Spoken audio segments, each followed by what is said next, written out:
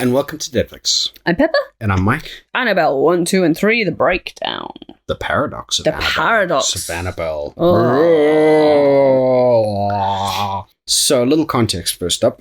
We went to go and see Annabelle Comes Home, number 3, Annabelle movie, and we went to see this 2 days ago. Subsequent to that, basically just sat today and rewatched the other two films back to back. Yeah, I found myself sort of going, wait, what was the lore again? How was this? How was she created? And so we went, okay, well, we can't honestly talk about these two movies until we've seen them again. I mean, so the first one came out in 2014, and I've only seen it when it came out. Yeah. And the 2017 second movie, we both saw it at the cinema. 2015, 2016. I saw the first one on DVD.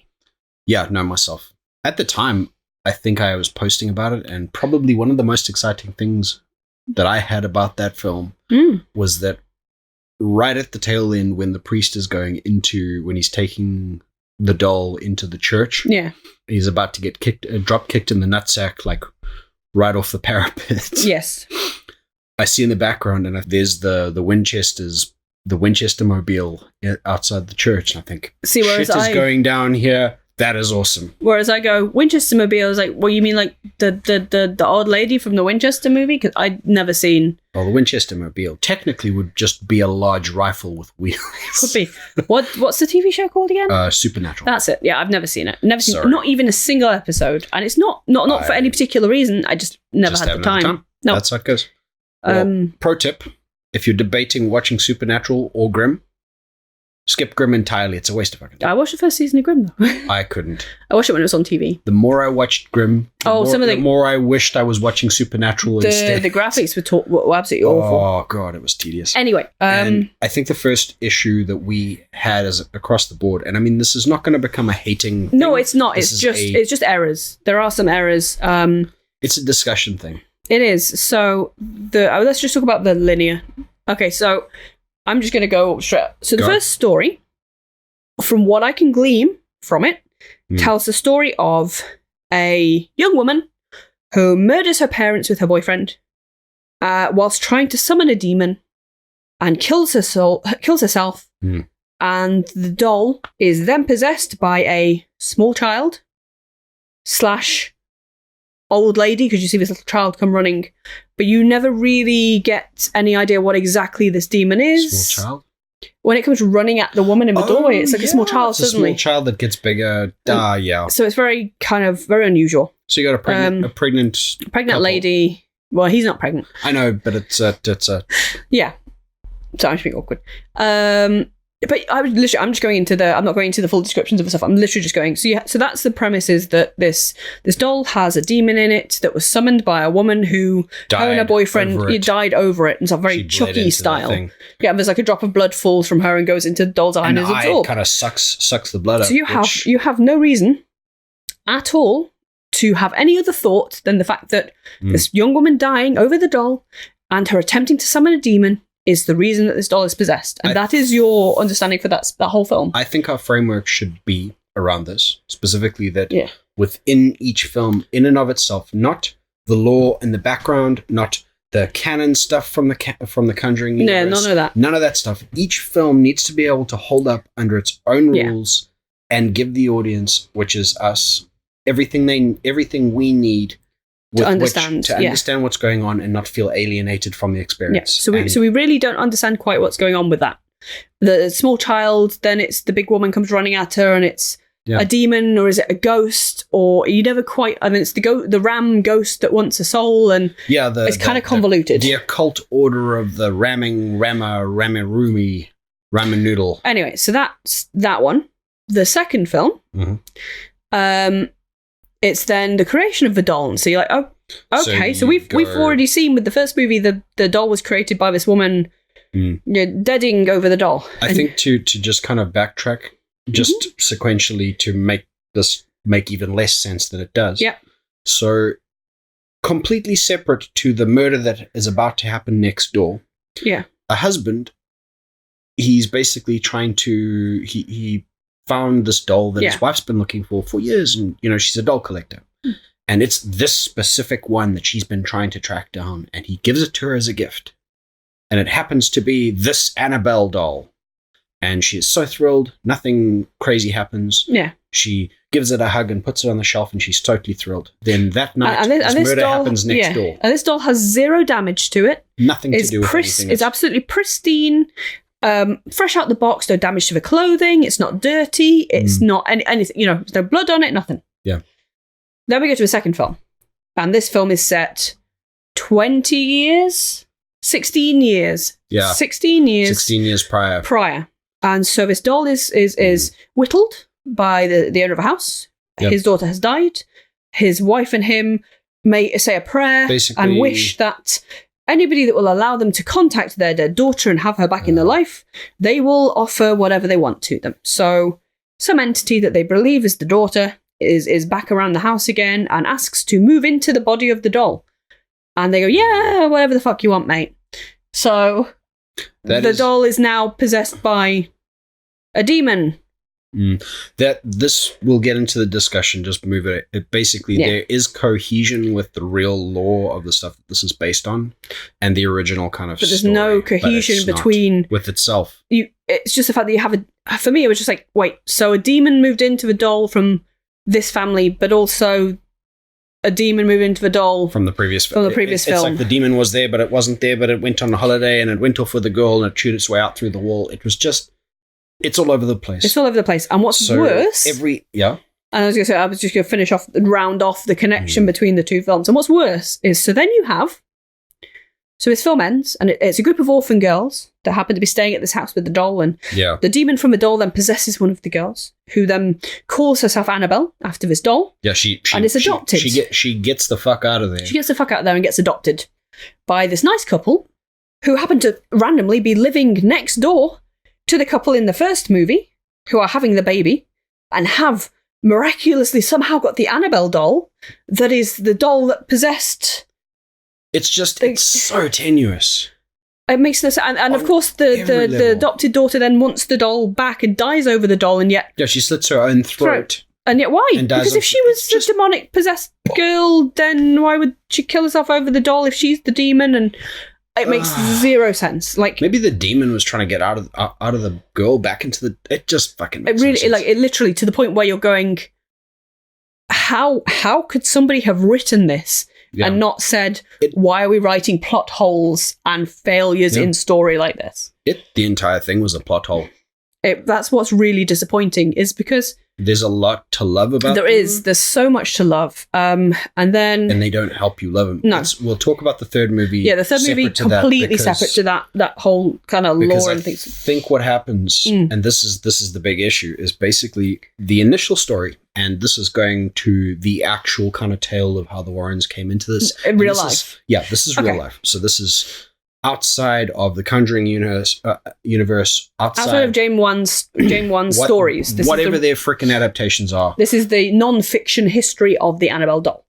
So what happened was, you had two nurses, and I think there was a boyfriend involved also. Okay. And one of the nurses had a birthday, and her mother bought her this Raggedy Ann doll that she'd been wanting for forever. She found it in a special store. She brought it into there, it gave it to her as a gift, like a congratulations for getting past your tests or whatever it was. And everything's great and wonderful, and they're having a good time. And then some things start to kind of happen a little bit. So the doll starts moving around the house, and generally in demonology lore and in the rules of these things, and this is not kind of biblical or whatever the thing is, when things start shifting around, the first rule is you do not acknowledge them.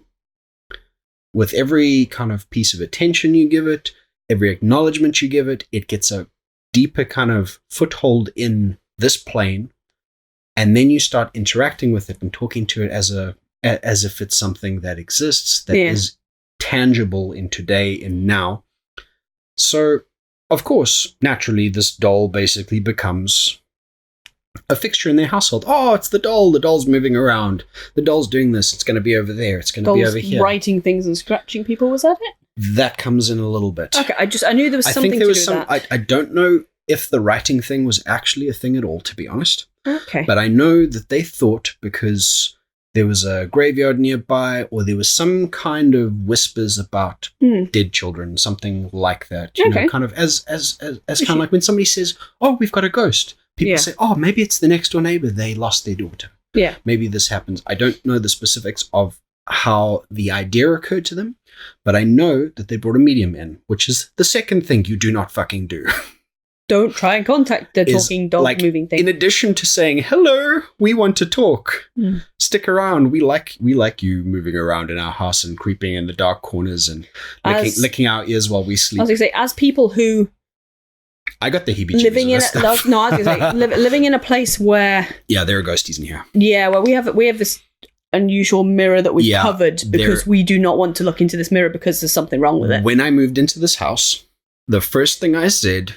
And I was completely blatantly... We're looking at this ginormous... It's a huge... Oh, God. I said to the guys, please, I'll give you the deposit right now. Just please take that fucking mirror down. Or can I take the mirror down? And the guy's like, no, you can't get mirror. Yeah, this thing is like 2 meters long and a meter and almost 2 meters wide, ornate, but it's not... Like, you look into it and things just look slightly off. It's not right. I walked in here, felt it... And my testicles just kind of retracted up into the base of my lungs. It's heebie-jeebie stuff. Yeah, so anyway. We keep this mirror covered. So we're very much on the line of we don't interact with stuff. Yeah, you just it's kind of there are doors, they exist. Why would you take the chance? It's really like that simple. We know the fuck out of there. Yeah. Anyway, so back to the story. She, so they call in a medium. And of course, the medium does a reading, talks to the spirits, and the spirit tells them that, guess what? I am the spirit of a dead little girl. My name is Annabelle, and I loves you so much, I really do. I just want to spend forever and ever and ever with you guys. Can I come and live in the doll? And they go, oh, we love having a pet ghost called Annabelle. Oh, it's so terrible that you died in this tragic, terrible way. Of course. Come. We can play tea party. And they say yes, and the demon moves straight into the doll. And that's when shit starts going south. Yeah. So people are getting, I think it... Well, it was like... Yeah, it culminated with the doll didn't like the boyfriend at all. Right. And he got a super duper scratch like down his back, like triple claw. Locked in the dark. You sure he wasn't escape. Just like shagging the friend and that was the excuse to the girlfriend? Really funny. Was it's a demon scratch. It's not from Rampy Pumpy with the other lady. I can't remember the other specifics, but there was some really kind of creepy shit that was going down. It got pretty hairy, and it eventually culminated with this scratching situation. Then eventually, kind of through the by and by, the Warrens got involved, and they took the doll and they put it away. Yeah. Now, in recent law, I mean, Lorraine died this year. She did. She died a couple months ago. Which is kind of... And it's July 2019 right now, so she died, I think, it might have even been the beginning of June. Yeah, it was a couple of months ago. Yeah. And Ed died about 4 years ago. Yeah. But... the doll is still in the cabinet, and it's still blessed twice a week. Yeah, it's actually you can take a digital tour of the Warrens Museum. I don't know if it's still available given that she's gone, but I'm sure it is. Yeah, have a look. I'll find it. We'll do it together. We'll put the links in the show notes. I got a bit of a 50-50 on the stuff. Like I said, I've got a heebie-jeebie. I've got a threshold on specifically demonology stuff that you are not quite. Yeah, I'm not so. I'm not quite as flippant. Anyway. On the religious side of things, you're not as flippant as I am. People are getting kind of scratched, dragged out of bed, I think. But there was enough that the Warrens got involved. They took the doll away, and then whilst the doll has actually been in the basement at their house in the Warrens Museum, there have been a number of instances of things that have happened. Yeah. A la Amityville kind of stuff. There was a guy on a bike who was making fun of it, and he was killed. And I'm just racking my brains for the other situations. But if we don't tell you, you can find them on Google. Yeah. So that's the history. That is the history of what we're talking about. Yeah. So in the initial Conjuring film, they set the scene with us. Yeah, but they had the Annabelle thing with the nurses, and they started off the Annabelle film with a lean towards that, and then went into the part before that, which was the Annabelle film. Yeah. So there's a lot of shit going on here, and they were really pulling at straws, I think. Yeah. Other issues? Yes. There is a trope in horror, and it's... I'm trying to word this correctly. I think it's titled The Black Savior, or it's the ethnical savior. It's pretty much... it's a problem with films where you have a majority white cast, so the majority of the characters are white, the main character or the sort of the hero, the protagonist of the story is white, and there will be a black or somebody of a different ethnicity in the story that will help them.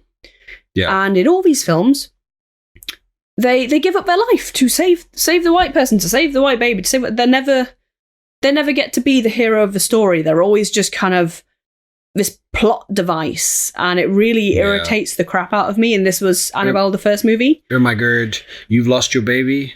I've lost my daughter previously, and it was all my fault. I accidentally killed my daughter in a car crash. So of course, and your problems and your daughter's problems. I know. I'll just kill myself to save your daughter. Why? You've known me for 2 weeks, because clearly my daughter hasn't aged. So you've known me for 2 weeks, and I've thrown myself out the fucking window to save you and your child.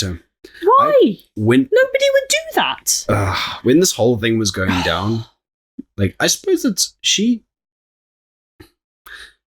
said she was a good person throughout the entirety of the film. I'm not defending it. No, she's a great character. She could have been. I would have loved to have seen more of her. She could have kicked ass. She could have done all sorts of different things. But instead, they used her as a plot device. They killed her off in order to be the savior of the baby and offer her soul up to this demon. It was the equivalent of the Green Goblin holding these two things up on the bridge. Yeah. He's like, "Ha ha, Spider-Man, you give me your soul or I kill your child." Ah. Well, no, because it's...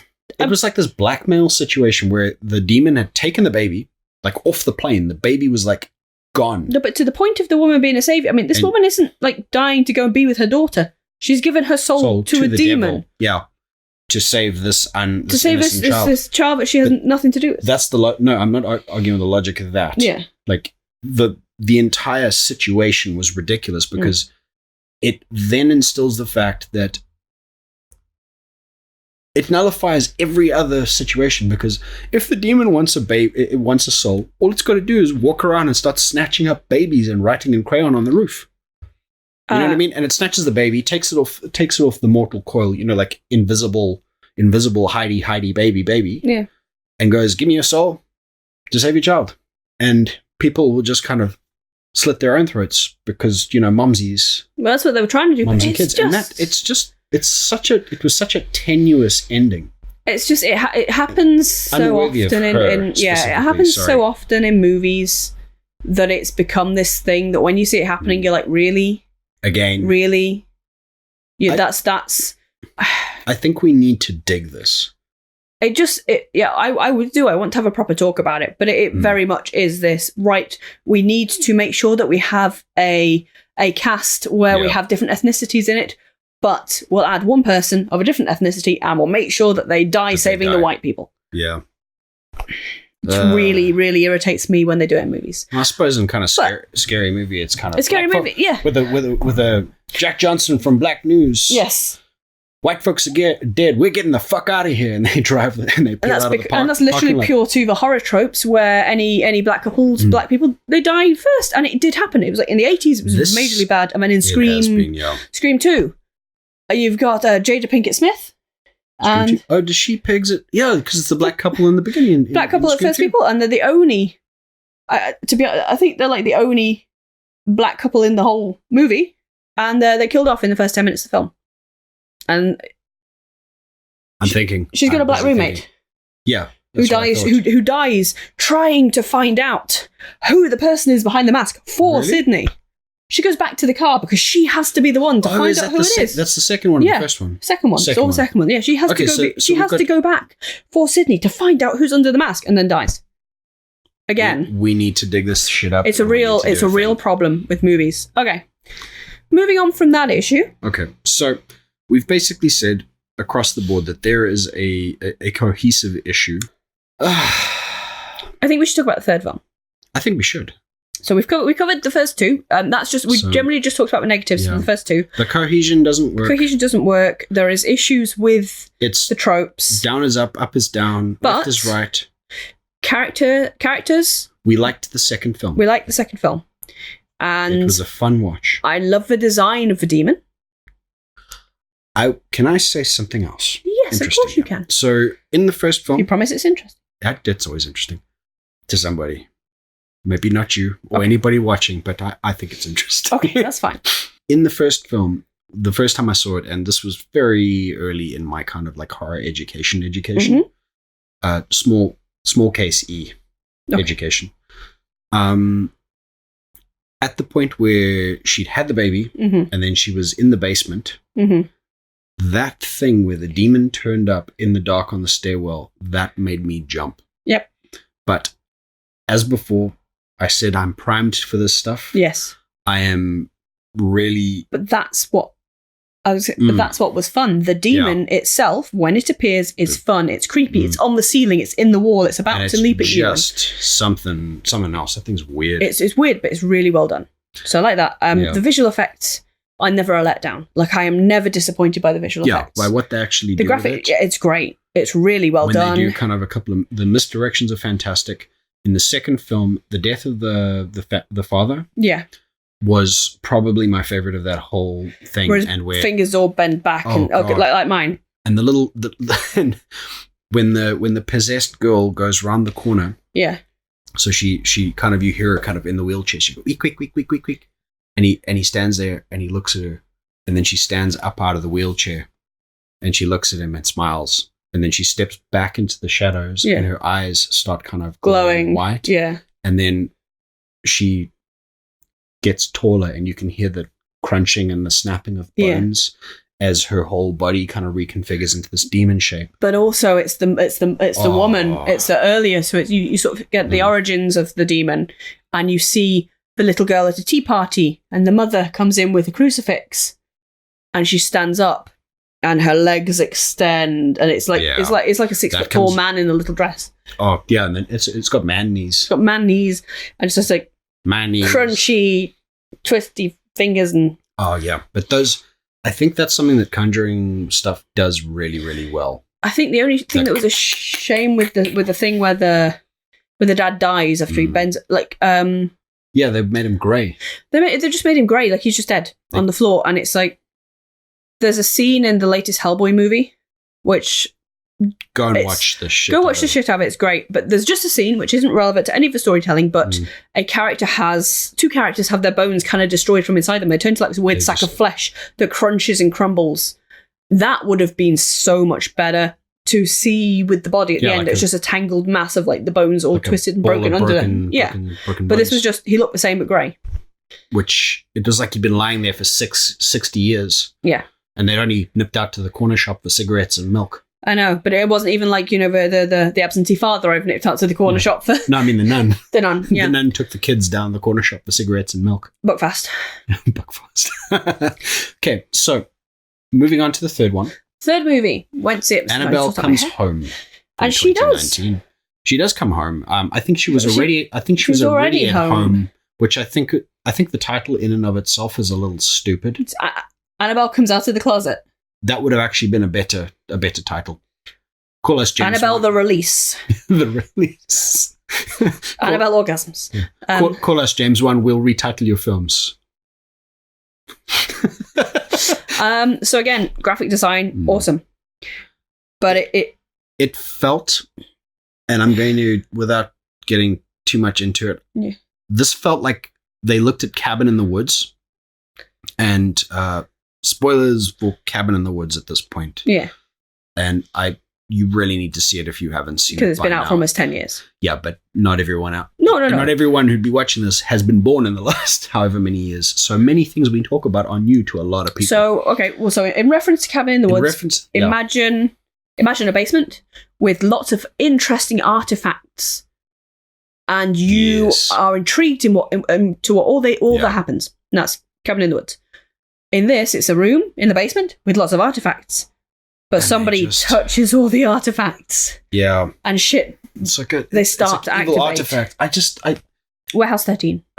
It's like they just decided, well, we saw this movie and we're going to do something better. So they just chucked in. It was like they peppered in every single seed. Yeah. It was Justice League all over again. It was sort of like they picked everything in the room, and some of the things were clever. So there's a not a camera obscurer as such, but it's like a TV screen with a magnifier over it, and it's playing about 5 seconds ahead of time. Oh. Or it is causing the things to happen in the future, and then they happen. We don't know whether it's making the decisions or it's just showing the future, and the future is it depends on what the linear time structure is within this film. But I'm not going into space-time travel or any of that shit in here. I promise not to science you. I think the bare minimum on this thing is the things in the box at the Warrens' house. The Warrens go away on a case for the weekend. They leave their daughter under the care of a babysitter. Yeah, their babysitter's hot friend wants to come in and you don't realize until like 20 minutes into the film really why she wants to investigate. She basically is. She's like, ooh, dark and spooky things. Tell me about it. And then it's actually, oops, I was driving and I accidentally killed my dad. I kind of murdered my dad while I was drunk driving. What am I like? I was just a bit pissed. Not quite that bad, but anyway, it's the being surrounded by all these strange objects. Can I get in contact with my dad? Father? So, and relatively fast, that kind of takes a nosedive. Because of course, the one object in there that she shouldn't go anywhere near is the object. She goes, "Oh, what happens if I open this? Oh, I've got these keys, and this doll says absolutely don't touch. I know what I need to do." And then, of course, doesn't lock it again, and the doll falls out the cabinet, and everything goes to shit. And it is literally like a buddy movie of these three girls, and it's like Weird Science. And Bob's got balls, Bob's got balls. And literally, that's the character's name is Bob's Got Balls. I didn't realize that until like the halfway through. That's what they were calling him. They were just calling him Bob's Got Balls. Yeah. I thought that his name was Bob. He had a name tag earlier on, Bob, but they call him Bob's Got Balls, which is relevant. It's funny, but I just didn't kind of get the second part of it. It was like when the pizza guy called him that. Yeah. I was like, that makes sense because he's here, he's got balls, he's trying to ask this chick out. Well, that's the thing, is it works on all those different levels. It's because he works for the basketball team and is the supply manager. So it's for the balls and for everything. So if anybody needs, so if anything's missing, he's like, Bob's got balls. And then, of course, for the fact that he's turned up hitting on a girl, it's like, Bob has got balls. Bob has got balls. Okay. Bob defeated this monster. Bob's got balls. So gotcha. He's kind of like, it's like, this is going to sound terrible. It feels like they felt they had to add a male character. They had to add a love interest. He's not in the house. Like he's outside the house. He spends the whole being chased by Black Shuck, hiding in the chicken coop. Yeah, apologizing to chickens for locking them out when they go out to investigate. Yeah, and then get eaten by Black Shuck. Black Shuck is a English mythological giant wolf dog man thing. Is that the black dog? It's not the Beast of Bodmin Moor. That's the one you're thinking. The Beast of Bodmin Moor is a giant cat. Oh no, I mean the black dog. No, again, not the black dog thing. There is. Black Shuck kind of is. It's more like a werewolf story. The black dog is generally depression. So tell me about Black Shuck. I could, but I could tell you there's a werewolf story and it's a cryptozoological animal. That's cool. In the UK, but it's not the same as the Beast of Bodmin Moor, which is a giant cat. Well, let's talk about the Black Shuck. If I knew more about it, I'd tell you.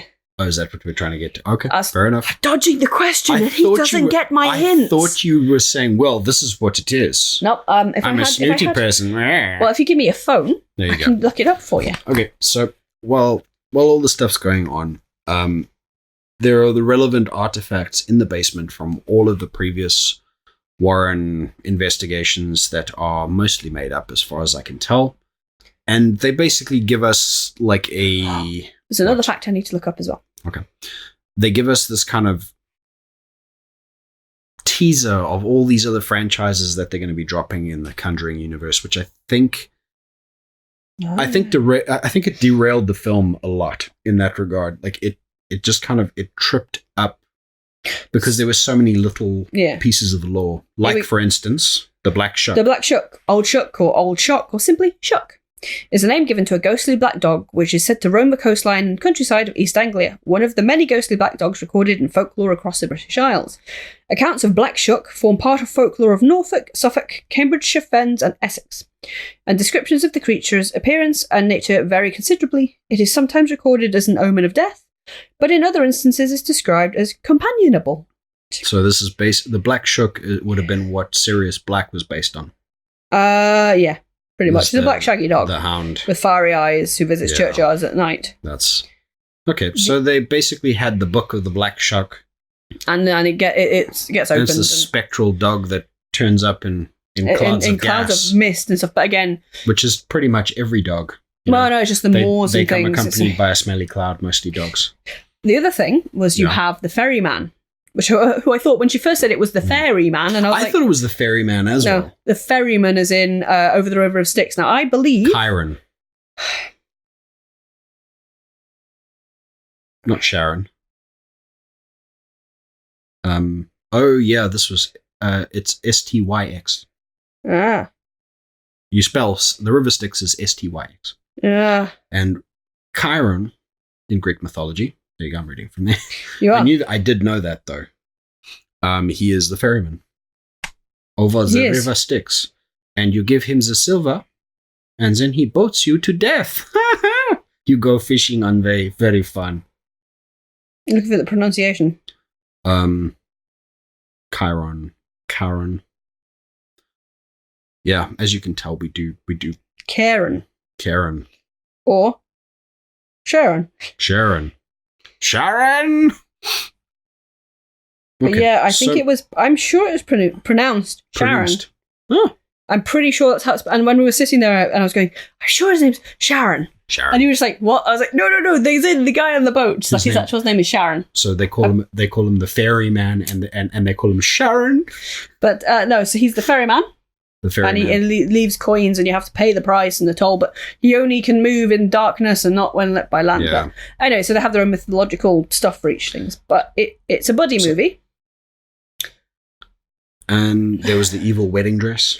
Which made no sense. That has... The evil wedding dress attacks them, but the evil wedding dress is supposed to make anybody who wears it violent. So, of course, it attacks somebody, and then she puts it on somehow. She gets actually stabbed in the gut. And then she's not stabbed in the gut, and then she's wearing the dress, and then she's trying to stab other people. Everybody. It just, yeah.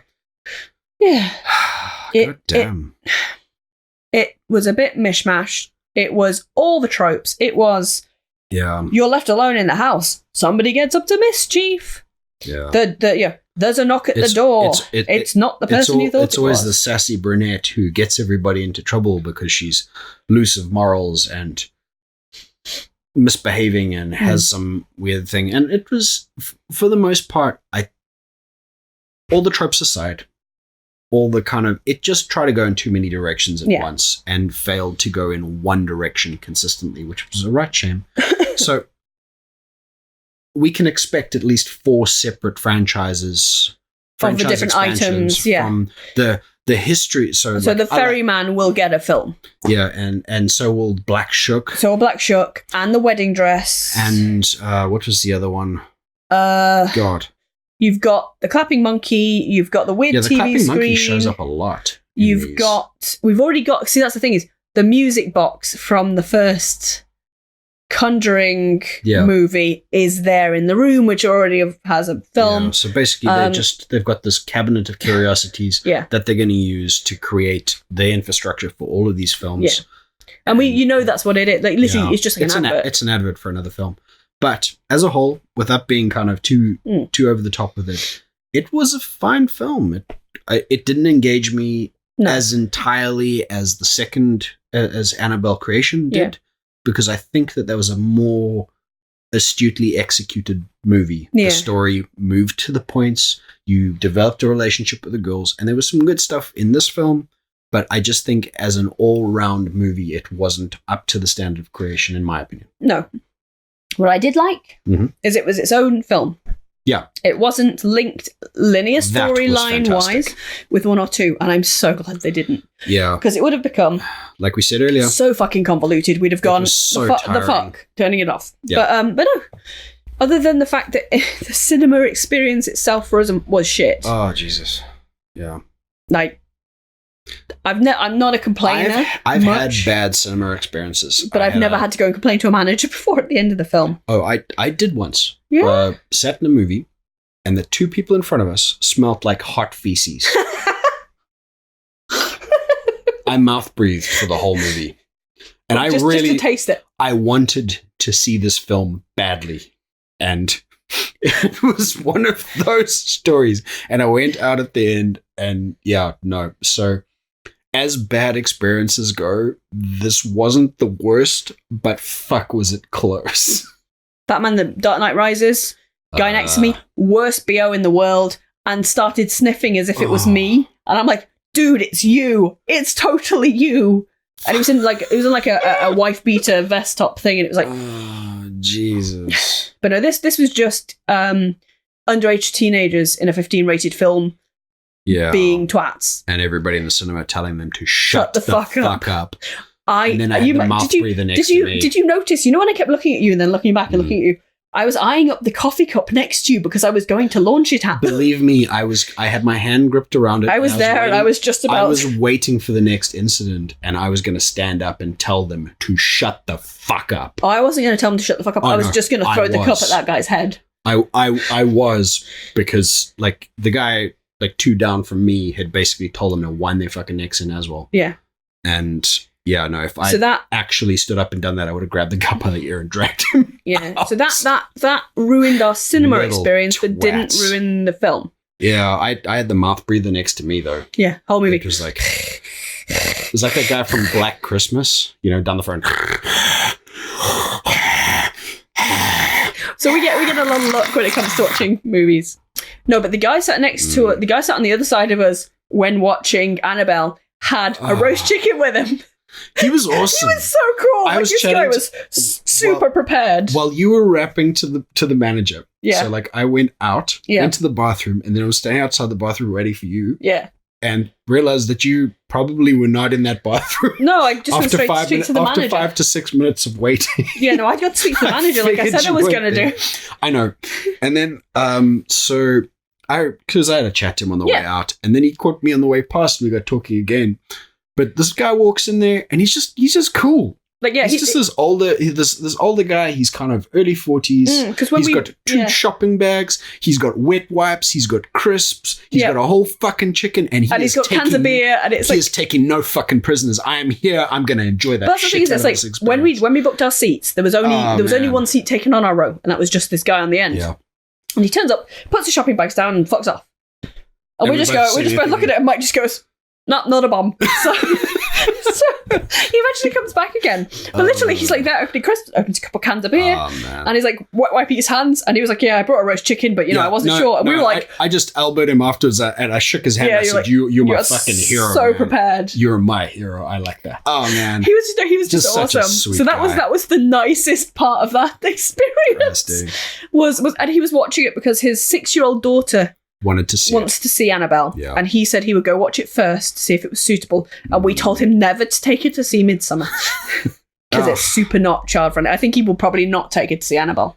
Kids are not what kids used to be anymore. No, because I was not prepared for that kind of stuff at that age. I mean, I was reading horror. No, but that's your own imagination. Like, if you've not visually seen some stuff. The thing is that a 10-year-old now is not what a 10-year-old was when I was a 10-year-old. No, exactly. Not by any term. I totally agree. It's just because like you got porn on tap on your phone. If you got a question and you want to see something terrible, or a guy decapitated, or the latest video of people being tortured, or whatever it is, you can just you're instantly exposed. I agree. I just mean it's like when we saw horror things. I'm just disappearing out the camera again. There you are. When we saw horror things as a kid, it was rare. When we read horror as a child, our imagination could only go so far, because if you've not been exposed to something as horrific as what's happened in the world more recently, quite de-virginized. You don't. Yeah. It's the same as when they do those images where, like, it's if you look one way, it's 2 dolphins, and you look the other way, it's a woman giving someone a blowjob. But it's like, if a child looks at the image, they're only going to see the 2 dolphins because they're not primed. If you've got no context for a blowjob, you can't see a blowjob. Yeah. So it's disappointing. So it's like that. It's like if you, us as children, would there's only so much you can visualize. But nowadays, kids have already seen it all. So when they're watching a movie, it's like, yeah, no, I've already seen this, or it's been on the news, and it's not the same. You're totally not exposed. Like we weren't. I would. Oh. We would be different. I was a soft child, but I guess if you want to, I've always been soft. If you want to check that out, I'll put the link in the show notes to our horror origins, because I think that was an interesting little the things that really that got us as kids, what we got into and stuff. But sort of as far as this goes, I mean, like this entire kind of series, it's been an interesting watch, but I'm quite glad. It feels like a money making scheme. It does, which is it's a shame, because they could have given the audience more, but it feels like they made the stories purely to advertise more. Yeah. They didn't believe in their own tale, and they were just and I hate saying cash grab, because everybody goes, well, Hollywood's ruining the industry and all this other shit, but I don't believe that in its entirety. No. I just think it's a select number of people who don't understand why they're making films, and that which is we a are shame. The end product, and that quality. Well, it's like, we know that James Wan produced the two Annabelle movies, at least, and that's why it's a shame, is because he came from Saw, and that's low budget, single room. That's all they had to work with, and that was groundbreaking. Constrictions, like. When you're restricted, you're more creative, because you have to think outside the box. It's poor theater, like. Some of the most amazing shows I've seen have had no special effects, and have, because of the fact that they've been unable to do this amazing kind of 60-foot centerpiece or whatever, they've had to do amazing work, and they've had to think outside the box and be cleverly creative with less, and you get a much more powerful message from that. And I guess that these are haunted house, ghost stories, creature features, and all the other stuff. But just a little extra thought. Yeah.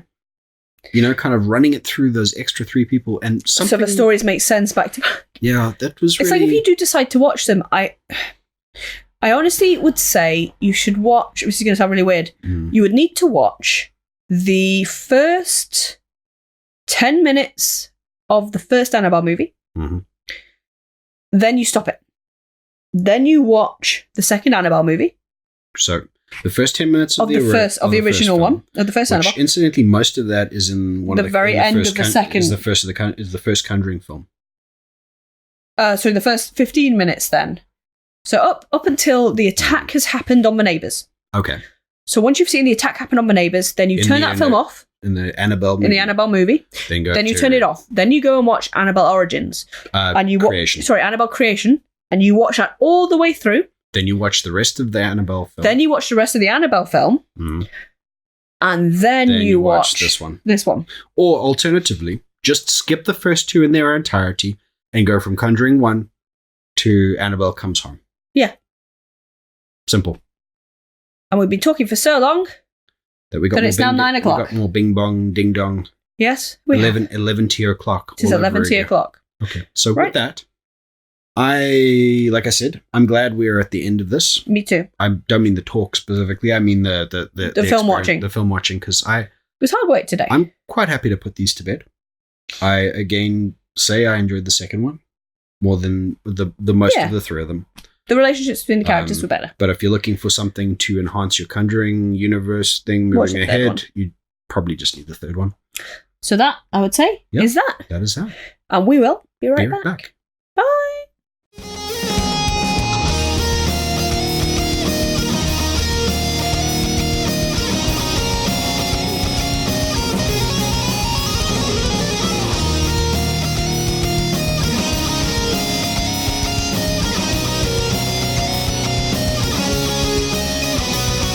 That's just a small portion of the torture that awaits you.